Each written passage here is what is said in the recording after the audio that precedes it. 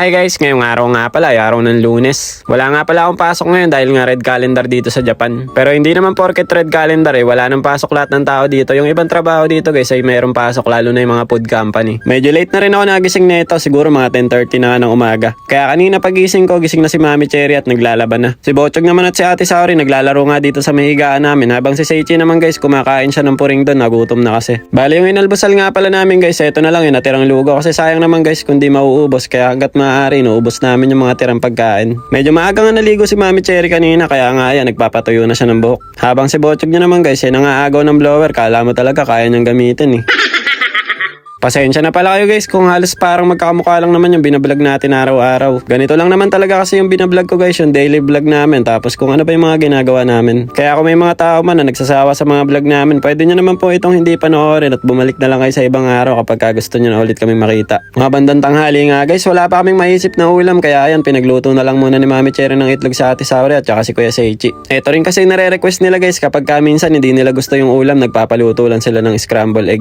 Tsaka guys, sa mga magtataka nga pala bakit yung mga sinusuot kong damit ay parang sinusuot doon ni Mami Cherry. Sa totoo lang guys, napakadami namin damit ni Mami Cherry na magkamukha, kaya huwag kayong magtataka kung yung sinusuot ko kamukha ng sinusuot niya.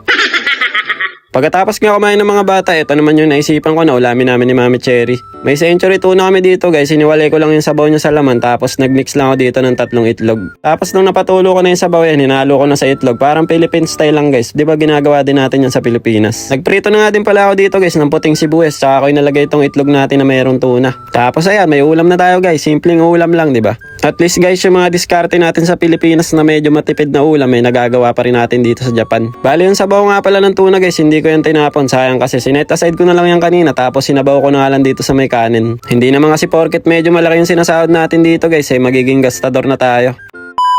Bale, ito pala guys, mga bandang alas 4 na to ng hapon, nagkaayaan nga kami nila Mami Cherry na magpunta dito sa may gilid ng ilog. Pasensya na kayo guys kung medyo parang realistic yung quality ng video natin dito ngayon. Action camera kasi yung ginamit ko nung umalis kami nung hapon. Insta360 Ace Pro nga pala to guys kung tatanungin nyo. Yun nga lang napansin ko kapag sa cellphone ko siya inedit parang hindi nakukuha yung buong quality. Pero pwede na rin guys kasi ang kainaman lang naman dito sa action camera natin merong pagka-wide yung screen niya. Sa iPhone kasi guys malinaw naman yung camera niya, yun nga lang kapag naka 0.5 hindi siya ganun kalinaw. Nagdala na nga rin pala kami guys ng mga baon namin tinapay dito at saka ng mga inumin. Tapos dito na nga lang din kami huminto guys sa may gilid lang, medyo mapuno nga dito kaya malilim rin, masarap magpahangin. Pagkadating nga namin dito nagmerienda muna kami ng tinapay bago kami maglaro. Siya nga pala guys, kaya rin pala kami napunta dito yung kotse kasi ni Seichi naisipan namin laruin. Matagal na kasi naka-stack at hindi nagagamit yung remote control na kotse ni Seichi, kaya naman gusto namin ipakita rin kay Shinji. Ang sarap nga nung hangin kanina dito guys, medyo makalimlim kasi at saka mahangin. Tsaka ramdam na rin namin guys na paparating na nga yung autumn kasi yung hangin kanina kakaiba, medyo malamig na ng konti.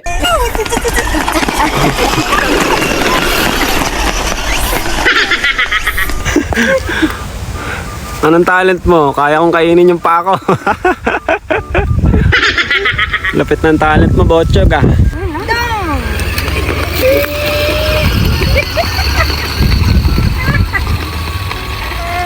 Ang ganda na itong truck ni Seichi na remote control guys. Dati ako nung bata hindi ako nakakabili nito Hindi kasi namin afford kaya yung nabibili ko nun yung Diatras Avanti lang After nga namin maglaro, inaya ko na rin sila Mami Cherry umuwi dahil nga mga alas 5 na to ata ng hapon or mga 5:30 na. Ang sarap magbike dito guys sa may gilid ng ilog. Marami nga din pala ako nakikita ang mga mamahaling road bike dito guys. Hindi ko nga lang nakukuha na ng video dahil sobrang bibilis Fast forward ko na nga guys dahil medyo pagod nga yung mga bata. Nakatulog nga kagad si Bochog at saka si Seichi. Habang ako naman guys, naisipan ko nga itong lutuin yung panang manok. Ginawa ko naman siyang sinampalukan. Sabi kasi ng mga followers natin masarap daw to gawing sinampalukan, kaya sinubukan ko na rin. Nagisa nga lang ako dyan ng bawang sibuyas luya, tapos nilagay ko na nga itong panang manok natin. Tapos sinamahan ko rin siya ng ibang part ng manok guys, yung natira natin sa pinansahog natin sa may lugaw. Tapos nung medyo brown na nga yung manok natin guys, nilagay ko na tong siling panigang natin. Hindi, joke lang pala, okra pala yan.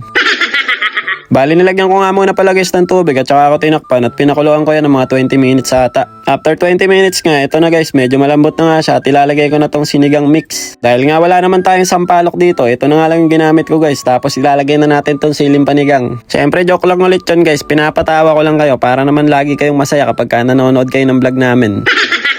Sa mga nagtatanong nga pala guys kung saan ako nakakabili ng siling panigang na malalaki, maghanap kayo ng Hanamasa guys. Doon ako nakakabili ng malalaking siling panigang eh. Bali tinanggalan ko nga rin pala ng mantika yung sabaw guys. Ayun o, napakadaing mantika. Pagkatikim ko nga dito guys, nagulat ako kasi ang sarap ng sabaw niya, medyo malinamnam. Ang galing talaga ng mga followers natin eh. So paano, hanggang dito lang muna. Dahil sila Mami Cherry, hintayin ko pa yan magising eh. Kita-kits lang ulit tayo next video. Diyan eh, mata ne. Arigatou gozaimasu. Ngik, ngik, ngik. Bye-bye.